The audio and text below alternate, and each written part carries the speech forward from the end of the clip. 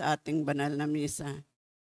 Sama po natin sa ating panalangin ang pasasalamat ni Stephanie de la Peña Arcilla ng Music Ministry para sa kanyang kaarawan.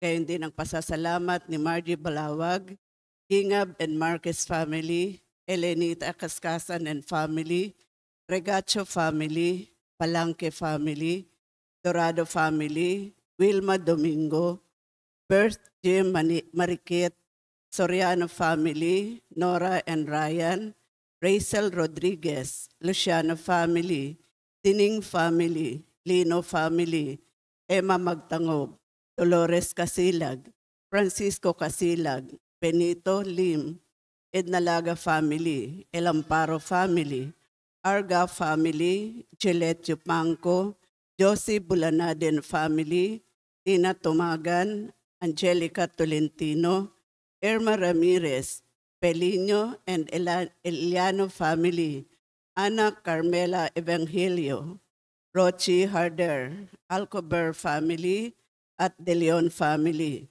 Gayon din ang natatanging kahilingan para sa agarang paggaling nina Emelita and Amelito Sevilla, Eduardo Ramirez, Ronald Salamat, Rolando and Danilo de los Santos, Mildred Recia, Zeni Lago, Rodrigo Ramirez, Rebecca Licerio, Mirna Pangilinan, Aida Concepcion, Maxine Aguado, Timothy Paul Quismundo, Isa Lago, Enrique Abalateo Jr., Raquel Crame, Jairi Janica Ibarra. Gayon din ang natatanging kahilingan ni na Ronald Salamat, Chilete Panco, Aji and Ferdy Del Mundo, Panji Villanueva and family, Yolanda Lascano.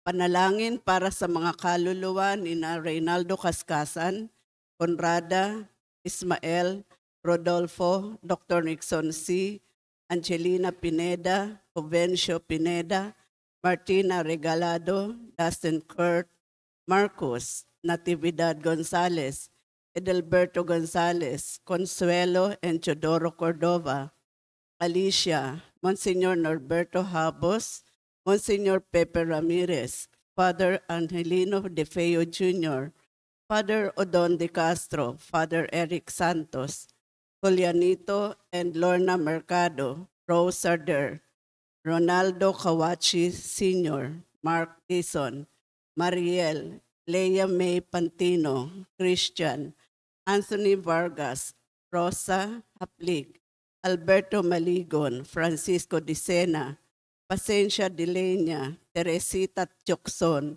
Ramiro Dicena, Maria Alona Dicena, Antonio Consuelo, Adrian Amodito, Corazon, Aligel, Nemesio, Victor, Ana, Juliana, Vicente, Ana Kina, Jose, Eric Ednalaga, Rosario Brown, Chofila, Juanito, Desilin, Lore, Francisco, Jose Senior, Roque, Geraldine Batalia, Tirso and Aurelio Salviejo, Leticia Orencio, Glenn Beltran, Gary, Tirso Salviejo, Michelle, Angela Isip, Raimundo and Paulina Aragosa, Jaime Jr., Emperatriz, Onofre, Mariano Filomeno Sr., Brigida Filomeno, Mariano Filomeno Jr., Azucena Filomeno, Corazon Saberon, Emilio Saberon, Natividad Saberon, Patricio Saberon, Leticia Lopez, Roel Gesta, Bert Gesta, Nancy Stacio, Virginia, Onofre Avila, Lucio Pronton, Glenn Beltran, Gary, Dolores Paredes, Rosendo, Virginia and Christine Mansalansan, Roberto and Zenaida Arce, Jaime Sr., Carlos Colinares Bestray, Corsino at Ria. Gayon din ang mga kaluluwa ng mga dating naglilingkod sa ating parokya. Tumayo po ang lahat para sa orasyon.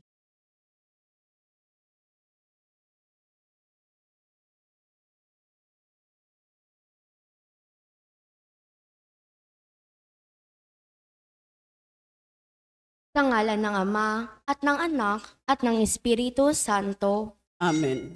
Ang anghel ng Panginoon ay nagbalita kay Santa Maria, At siya'y naglihila ng Espiritu Santo. Aba, Ginoong Maria, napupuno ka ng grasya, ang Panginoong Diyos ay sumasa iyo. Bukod kang pinagpala sa babaeng lahat, at pinagpala naman ng iyong anak na si Jesus. Santa Maria, Ina ng Diyos, ipanalangin mo kaming makasalanan, ngayon at kung kami mamamatay. Amen.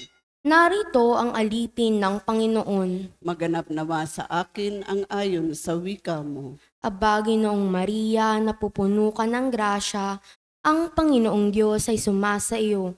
Bukod kang pinagpala sa babaeng lahat, at pinagpala naman ng iyong anak na si Jesus. Santa Maria, Ina ng Diyos, ipanalangin mo kaming makasalanan, ngayon at kung kami mamamatay. Amen. At ang salita ay nagkatawang tao.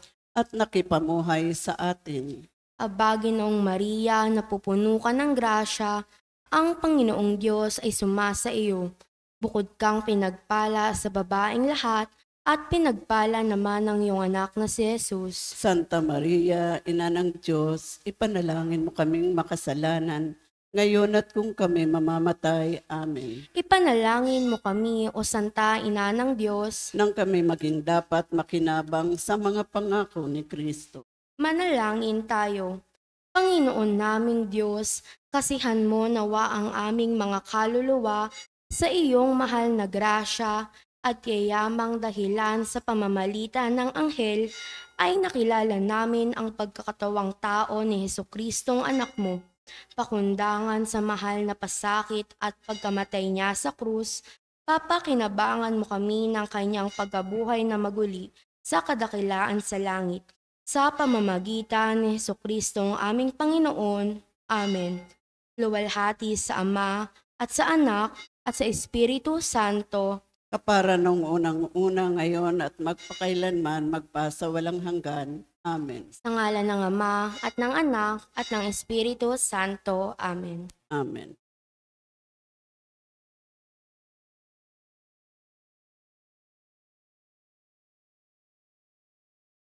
Ang mamumuno po sa ating banal na pagdiriwang ngayon ay ang ating butihing paring panauhin, Reverend Father Benjamin Solamilio.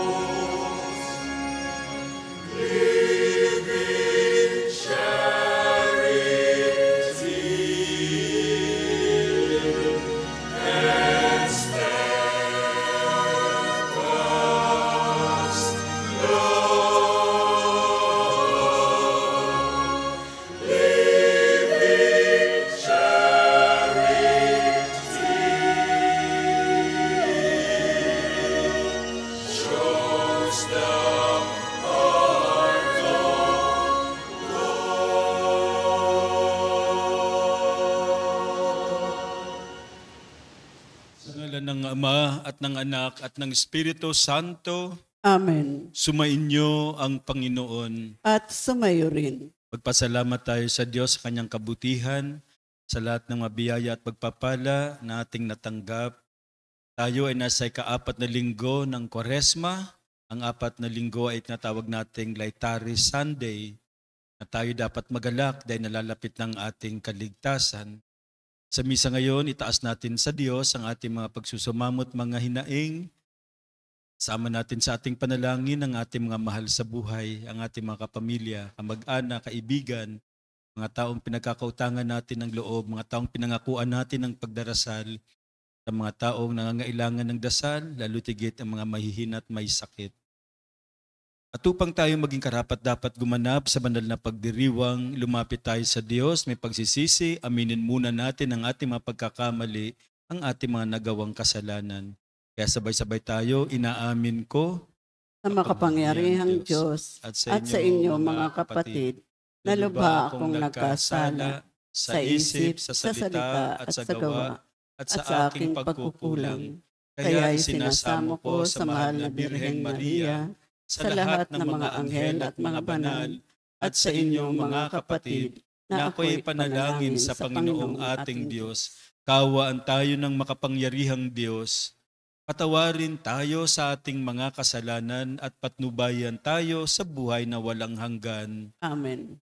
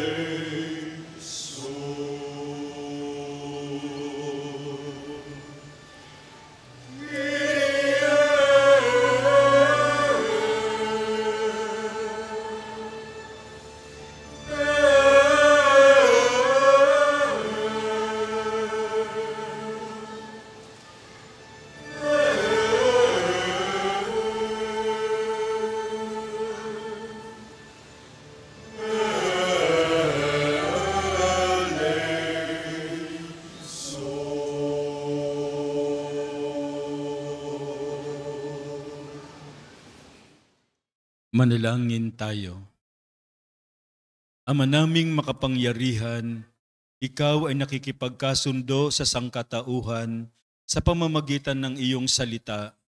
Sa masigasig na pagsamba at matibay na pagsampalataya, ang sambayanang Kristiyano ay makadulog nawang masaya sa pagdiriwang ng dakilang kapistahan ng pagkabuhay. Sa pamamagitan ni Jesucristo kasama ng Espiritu Santo, magpasawalang hanggan. Amen. Maupo po ang lahat.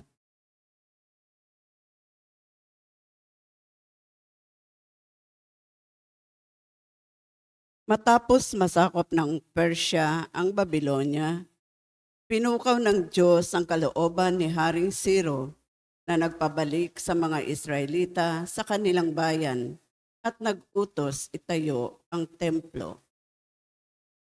Pagbasa mula sa ikalawang aklat ng mga kronika. Noong mga araw na iyon, sumama ang mga pinuno ng Huda, ang mga saserdote at ang mamamayan. Nakigaya sila sa nakaririmarim na gawain ng ibang bansa. Pati bahay ng Panginoon na itinalaga niya sa Jerusalem ay kanilang itinakwil.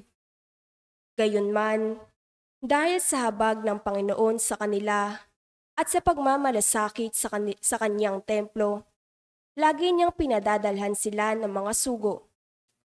Ngunit hinahamak lamang nila ang mga ito at ang mga propeta at pinagtatawanan sa anumang sabihin.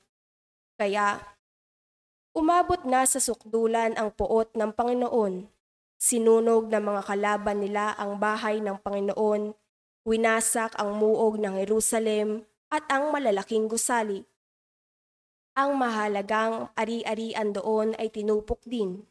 Ano pat ang lahat ay iniwan nilang wasak.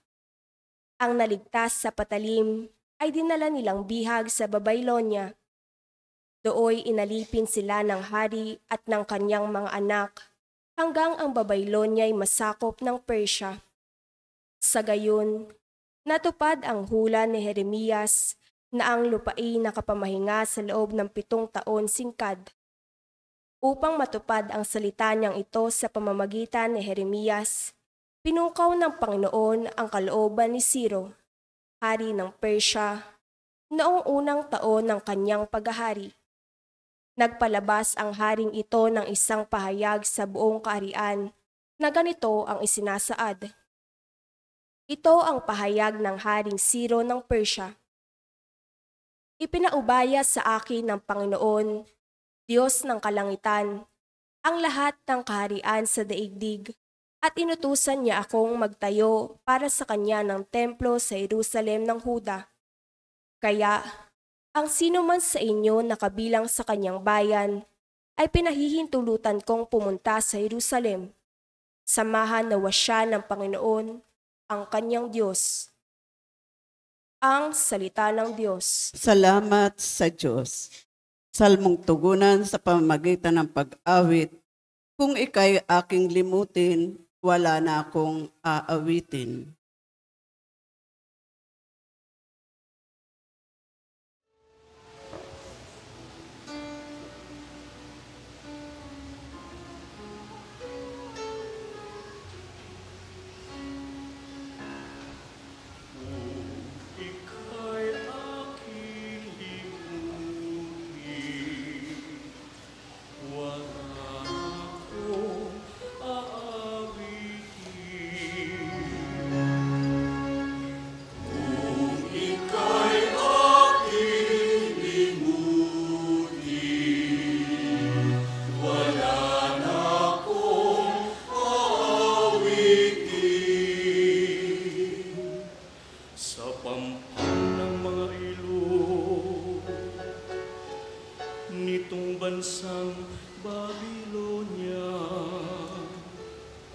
Kami roo'y nakaupong tumatangis sa tuwin ang iniwan namin Siyon ay aming maalaala. Sa sanga ng mga kahoy, sa tabi ng ilog nila, isinambit namin doon yaong dala naming lira. Kung ika'y aking limutin, wala na akong awitin. Sa amin ay iniutos, nang sa amin ay lumupit. Naaliwin namin sila ng matamis naming tinig. tungkol sa Siyon, yaong paksa niyong nais nilang awit. Kung ika'y aking limutin, wala na akong aawitin. Paano namin aawitin ang awit ng Panginoon, samantalang bihag kami nangingibang bayan noon. Ayaw ko na ang lira ko'y hawakan pa at tugtugin. Kung ang bunga sa pagtugtog, limutin ang Jerusalem. Kung ika'y aking limutin, wala na akong aawitin. Di na ako aawit pa kung ang lundong sasapitin. Sa isip ko't alaala, ika'y ganap na limutin. Kung ang kaligayahan mo ay hindi ko hahangarin. Kung ika'y aking limutin, wala na akong aawitin. Kung ika'y aking limutin, wala na akong aawitin.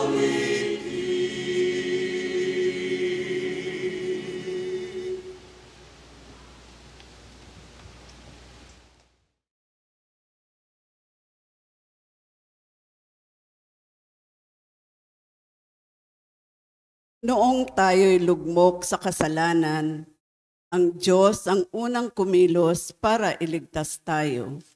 Binuhay niya tayo at pinangakuan ng kaluwalhatian ng langit. Pagbasa mula sa sulat ni Apostol San Pablo sa mga taga-Efeso. Mga kapatid, napakasagana ang habag ng Diyos at napakadakila ang pag-ibig na iniukol niya sa atin. Tayo'y binuhay niya kay Kristo kahit noong tayo'y mga patay pa dahil sa ating pagsuway. Naligtas nga kayo dahil sa kanyang kagandahang loob. Dahil sa ating pakikipag-isa kay Kristo Jesus, tayo'y muling binuhay na kasama niya at pinaupong kasama niya sa kalangitan. Ginawa niya ito upang sa darating na mga panahon ay maipakita niya ang di masukat na kasaganaan ng kanyang kagandahang loob sa atin sa pamamagitan ni Kristo Jesus. Dahil sa kagandahang loob ng Diyos ay naligtas kayo sa pamamagitan ng inyong pananalig kay Kristo. At ang kaligtasang ito'y kaloob ng Diyos, hindi mula sa inyo. Hindi ito dahil sa inyong mga gawa, kaya't walang dapat ipagmalaki ang sinuman. Tayo'y kanyang nilikha sa pamamagitan ni Kristo Jesus upang iukol natin ang ating buhay sa paggawa ng mabuti na itinalaga na ng Diyos para sa atin noon pa mang una. Ang salita ng Diyos. Salamat sa Diyos. Tumayo po ang lahat.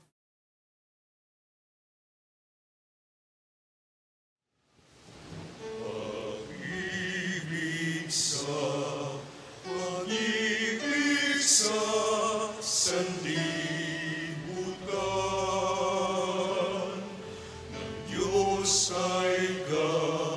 ng Diyos ay gayon naramang. Kanyang anak,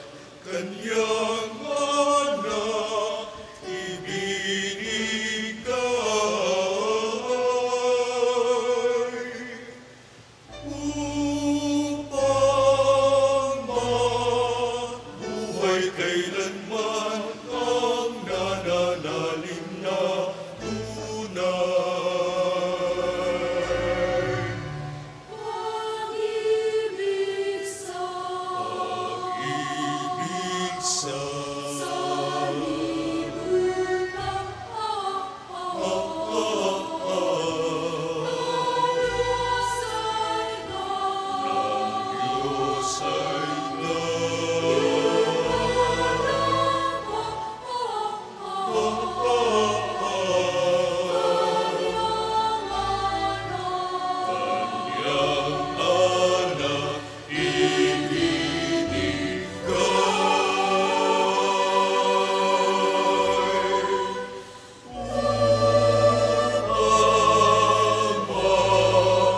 Buhay kailanman ang nananalig na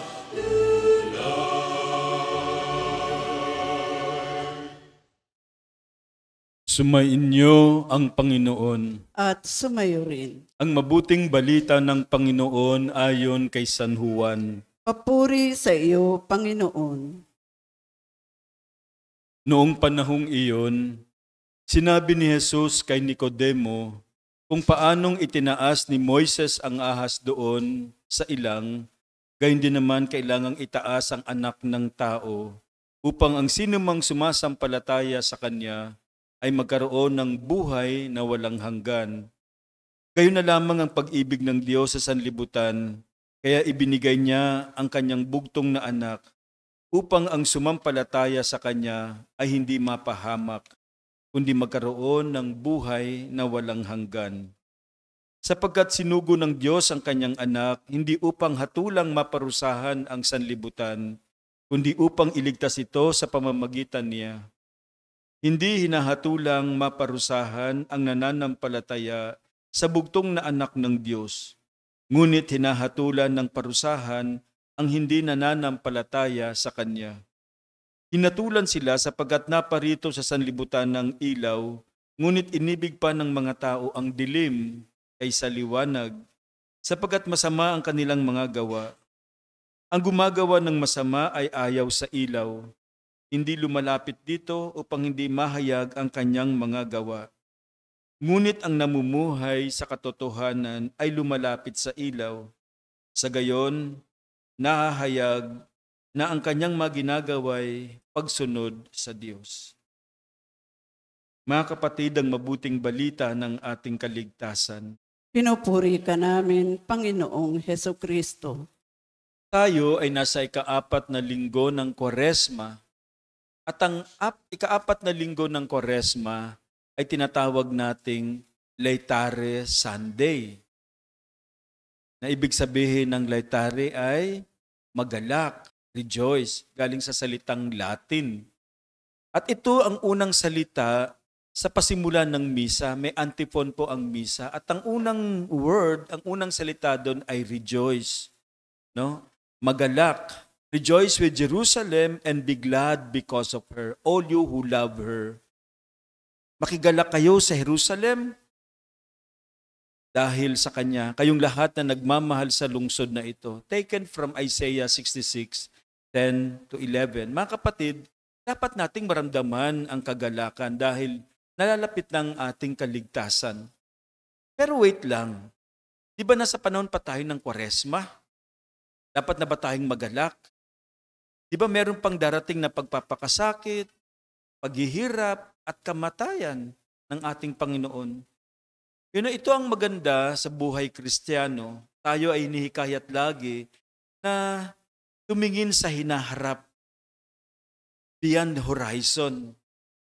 Ang totoong nananampalataya, ang tunay na Kristiyano ay hindi natatakot sa pagsubok, hindi nawawalan ng pag-asa kahit maraming paghihirap. Yan ang tunay na Kristiyano. Alam niya na may darating na galak sa hinaharap. Kahit siya may problema ngayon, alam niyang matatapos din niyang problema. Pagkatapos ng pagpakasakit ni Jesus ng kamatayan, siya muling nabuhay, siya ay nagtagumpay. At yan din ang gagawin sa atin. Sa pagkatapos ng mga pagsubok, makaranas tayo ng tagumpay, no? Ng kaginhawaan. Now, sa hirap, marami siguro tayo, sabi ko nga, marami tayong mga hirap na dadaranasan ngayon. Mga hirap sa trabaho, o takbo ng negosyo, kung ng negosyo ka, magalak ka. Kahit marami kang utang, marami kang bayarin, magalak ka pa rin. Kahit meron kang matinding karamdaman, magalak. Kahit na pinagtaksilan ka, magalak. Kahit na ipinahama ka o ipinahiya ka, magalak. Tandaan natin ang mensahe ng Ebanghelyo ngayon. May muling pagkabuhay at may buhay na walang hanggan. Let us be strong and hopeful. It might be stormy now, but it will not rain forever. Hihinto rin ang ulan. Marahil, very storm, no? Malakas ang storm now. Pero hihinto rin yan, hindi forever ang ulan. Huwag tayong lubusang matakot sa hirap at mga pagsubok. Sabi nga ng iba, ito raw ang nagpapatibay sa atin at nagpapalago. Lahat naman gustong maging masaya. Diba? Nobody wants pain. Kaya kahit anong mangyari, magalak tayo. Yan ang hikayat ng simbahan sa atin.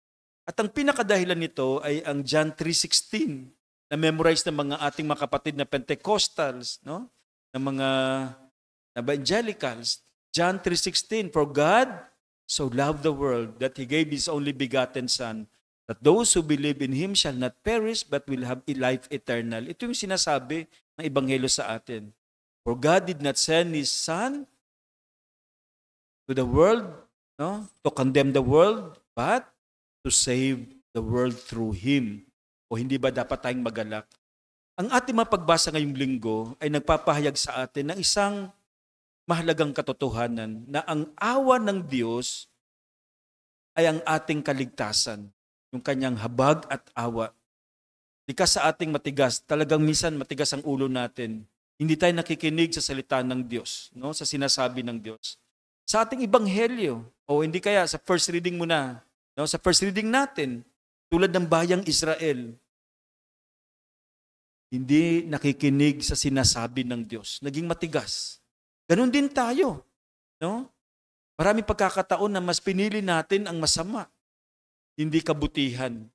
Sa ating ebanghelyo, ang sabi, naparito sa sanlibutan ang ilaw, ngunit inibig pa ng mga tao ang kadiliman kaysa liwanag, sapagat ang kanilang gawain ay masasama. John 3:19. Dapat talaga tayong parusahan. Pero anong sabi ng ikalawang pagbasa? No, sabi ni San Pablo, subalit napakasagana ng habag ng Diyos at napakadakila ang pag-ibig niya sa atin.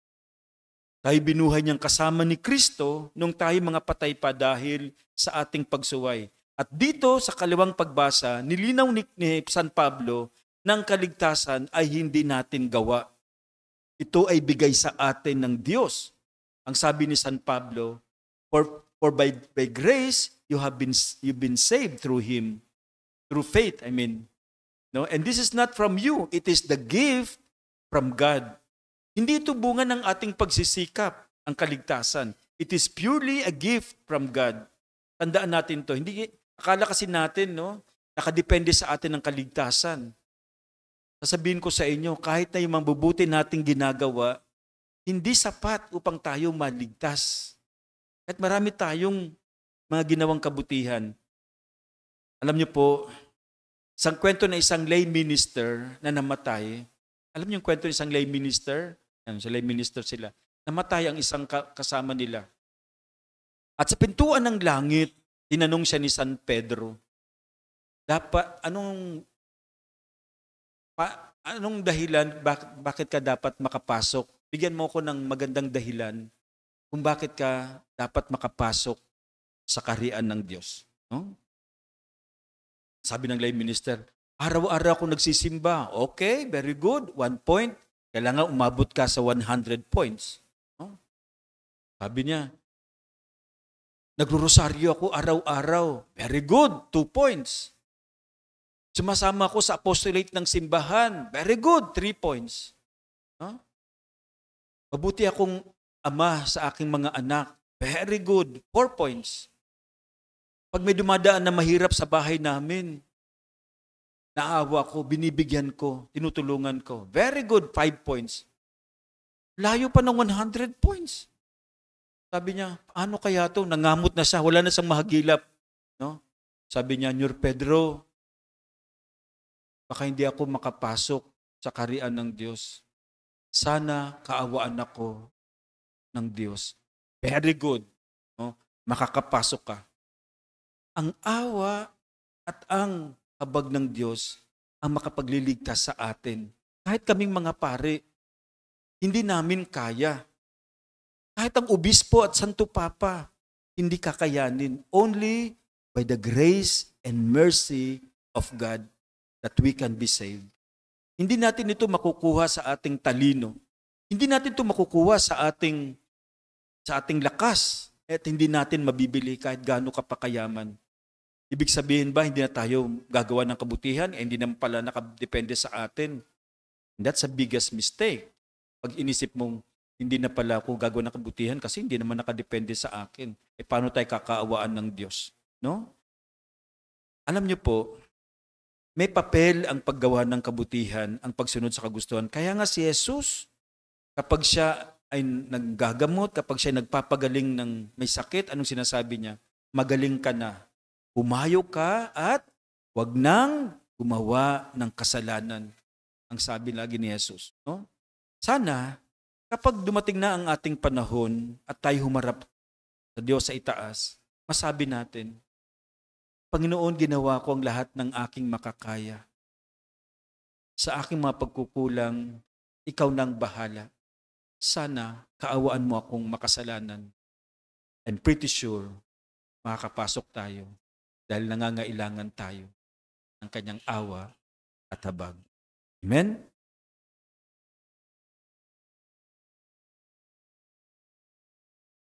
Sitayo po tayo, sabay-sabay nating pahayag ang ating pananampalataya, sumasampalataya ako. Sa Diyos amang makapangyarihan sa lahat, na may gawa ng langit at lupa. Sumasampalataya ako kay Jesucristo, iisang anak ng Diyos, Panginoon nating lahat. Nagkatawang tao siya, lalang ng Espiritu Santo. Ipinanganak ni Santa Maria ang Birhen. Pinagpakasakit ni Poncio Pilato. Ipinako sa krus, namatay, inilibing. Nanaog sa kinaroroonan ng mga yumao. Nang may 3 araw na buhay na maguli. Umakyat sa langit. Naluluklok sa kanan ng Diyos amang makapangyarihan sa lahat. Doon magmumulang paririto at tukom sa nangabubuhay at nangamatay na tao. Sumasampalataya naman ako sa Diyos Espiritu Santo, sa banal na simbahang katolika, sa kasamahan ng mga banal, sa kapatawaran ng mga kasalanan, sa pagkabuhay na muli ng nangamatay na tao, at sa buhay na walang hanggan. Amen.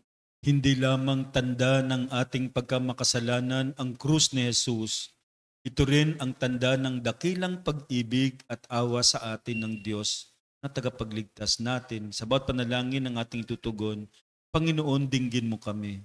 Panginoon, dinggin mo kami. Nawa ang simbahan ay manatiling buhay na tanda ng pagmamahal at awa ng Diyos sa panahon ng kadiliman at kawalang pag-asa. Manalangin tayo. Panginoon, dinggin mo kami. Sundan nawa ng mga namumuno sa pamahalaan ang liwanag ni Kristo at maglingkod sila ng may malasakit at pagkalinga sa maliliit ayon sa halimbawa ni Jesus. Manalangin tayo. Panginoon, dinggin mo kami. Maging tagapagpahayag nawa tayo ng magandang balita upang lalo pang dumami ang sumasampalataya kay Jesus. Manalangin tayo. Panginoon, linggin mo kami. Pawiin nawa ng Panginoon ang puot sa ating mga puso at ang karahasan sa kapaligiran upang maibalik ang tunay na kapayapaan at katarungan sa ating bayan. Manalangin tayo. Panginoon, linggin mo kami. Sa pamamagitan ng ating paglingap, madama nawa ng mga may sakit at nagdurusa ang mapagmalasakit na pag-ibig ng Diyos. Manalangin tayo. Panginoon, linggin mo kami. Ama naming mapagmahal, nais mong tumanggap kaming lahat ng buhay na walang hanggan. Turuan mo kaming laging makasunod sa iyo upang matupad sa amin ang iyong kalooban. Hiniling namin ito sa pamamagitan ni Kristong aming Panginoon. Amen. Maupo po ang lahat.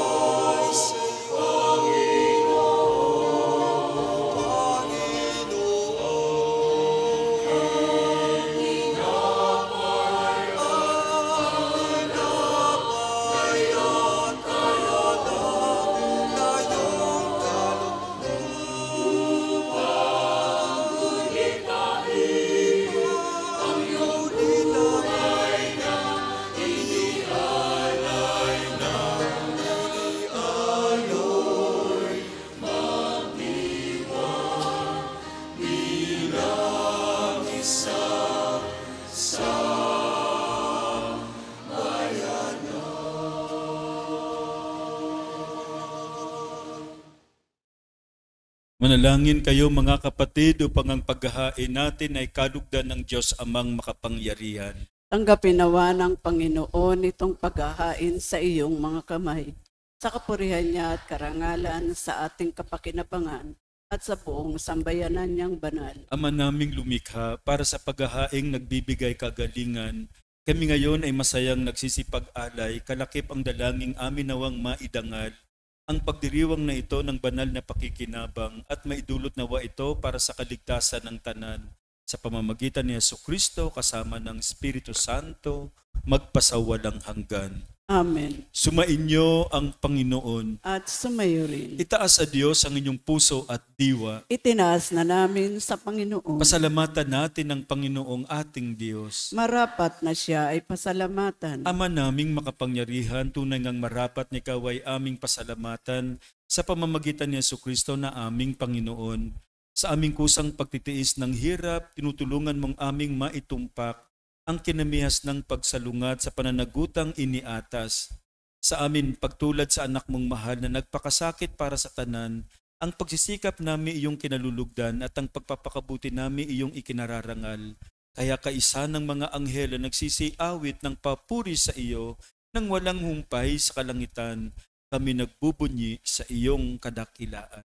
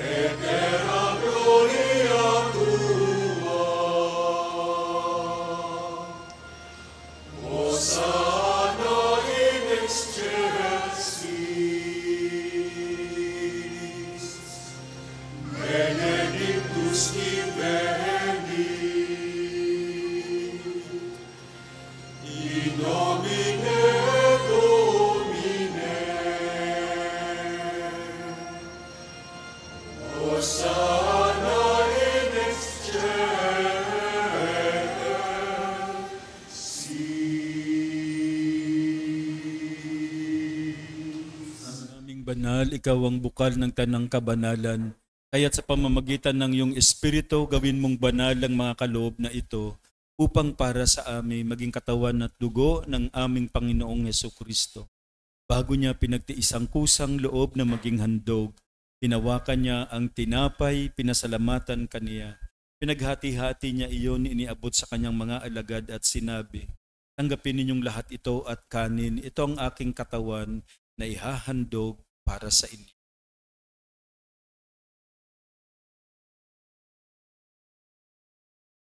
Gayun din naman nung matapos ang hapunan, hinawakan niya ang kalis. Muli kanyang pinasalamatan. Iniabot niya ang kalis sa kanyang mga alagad at sinabi, "Tanggapin ninyong lahat ito at inumin. Ito ang kalis ng aking dugo, ng bago at walang hanggang tipan.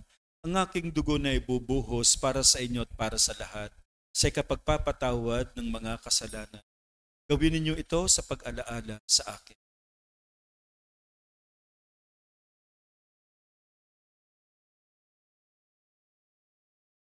Ipagbunyi natin ang misteryo ng pananampalataya.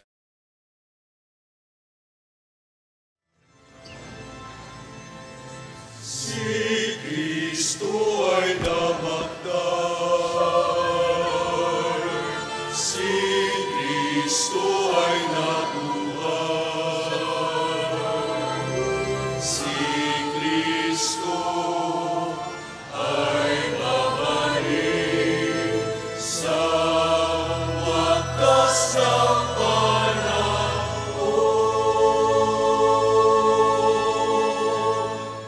Ginagawa namin ngayon ang pag-alaala sa pagkamatay at muling pagkabuhay ng iyong anak. Kaya't iniaalay namin sa iyo ang tinapay na nagbibigay buhay at ang kalis na nagkakaloob ng kaligtasan. Kami nagpapasalamat dahil kami iyong minarapat na tumayo sa harap mo para maglingkod sa iyo. Isinasamo namin kami magsasalo-salo sa katawan at dugo ni Kristo ay mabuklod sa pagkakaisa sa pamamagitan ng Espiritu Santo. Amalingapin mong iyong simbahang laganap sa buong daigdig. Puspusin mo kami sa pag-ibig kaisa ni Francisco na aming Papa, ni Jose na aming Obispo at ng Tanang Kaparian.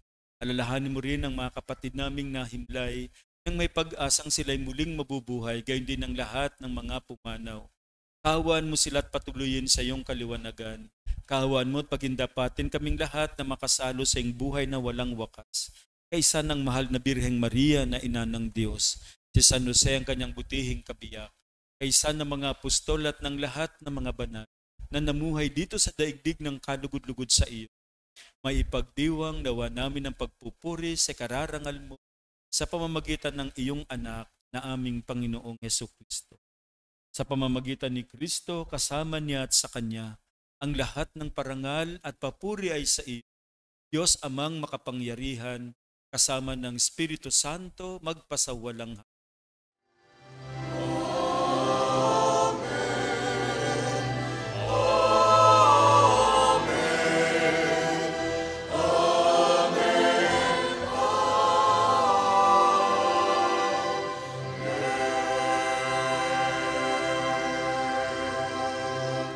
Sa tagubili naman nakagagaling na utos sa turo ni Jesus na Panginoon natin at Diyos, ipahayag natin ang lakas loob.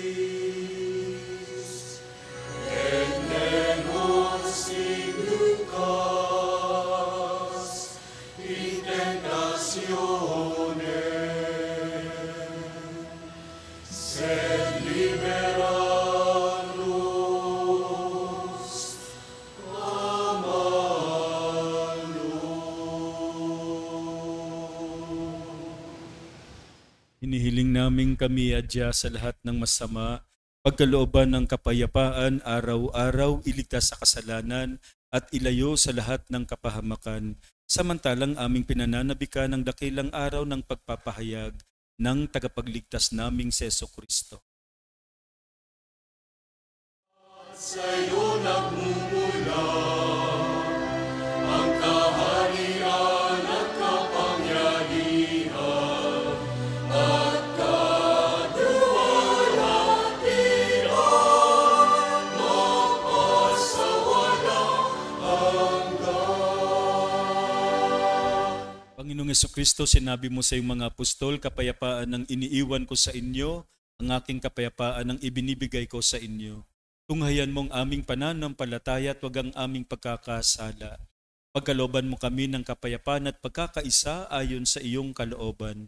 Kasama ng Espiritu Santo, magpasawalang hanggan. Amen. Ang kapayapaan ng Panginoon ay laging sumainyo. At sumayo rin. Magbigayan kayo ng kapayapaan sa isa't isa. Isa.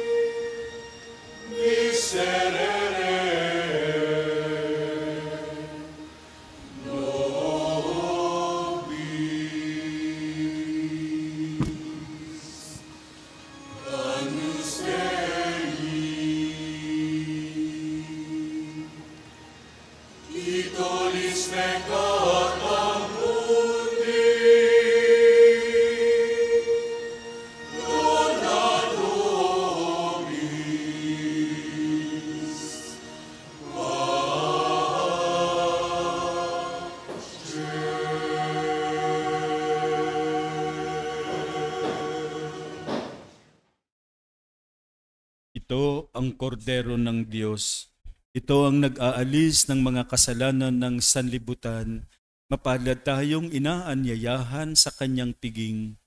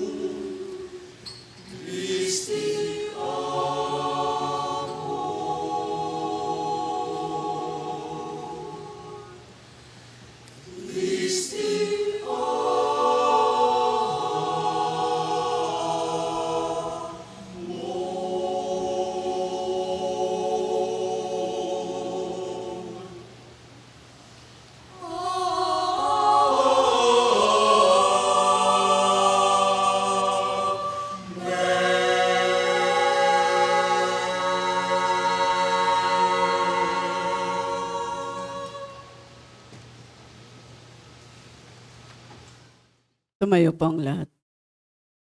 Manalangin tayo.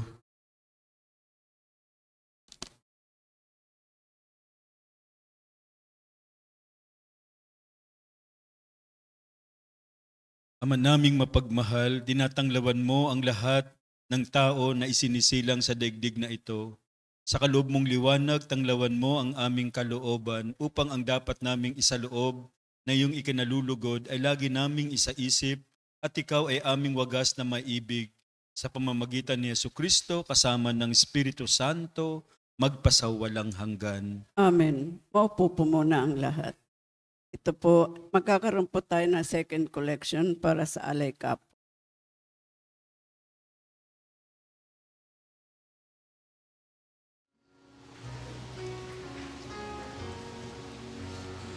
Iba sadyang may kapwa ang sarili, napagharingan ng pagsisilbi.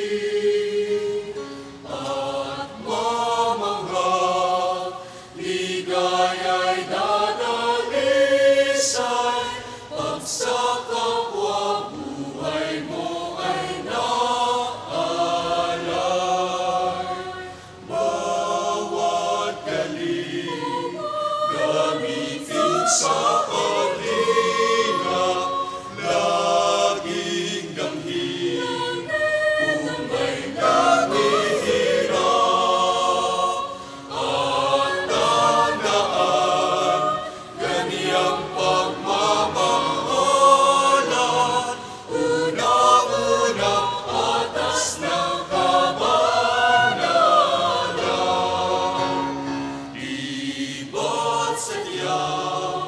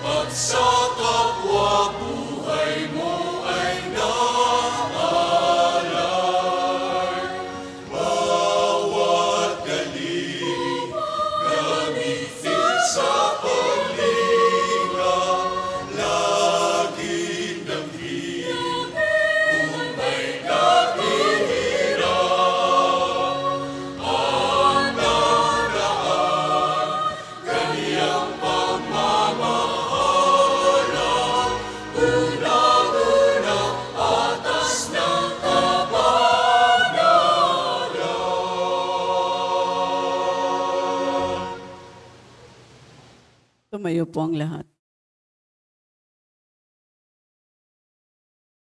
Maraming salamat po sa lahat ng nakiisa sa ating banal na misa ngayong ika-4 na linggo, ngayong gabi, sa mga naglingkod at nag-serve at sa mga taong nag-prepare, naghanda para sa ating pagdiriwang. Maraming salamat.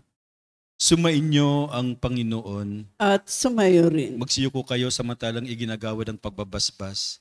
Ama naming mapagpala, lingapin mo ngayong angkan, pakundangan sa pag-ibig ni Jesucristo na hindi tumangging magdusa sa kamay ng mga makasalanan kahit sa krus siya'y mamatay at ngayon siya'y nabubuhay kasama ng Espiritu Santo magpasawalang hanggan. Amen. At pagpalain kayo ng makapangyarihang Diyos Ama, Anak at Espiritu Santo. Amen. Natapos ng banal na misa, taglayin ninyo sa pag-alis ang pag-ibig, gabay, galak at kapayapaan ni Kristo.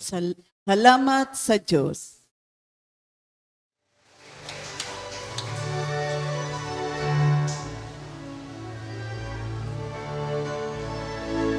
Sino man ang nabubuhay para sa sarili lamang. Walang sino man ang namamatay para sa sarili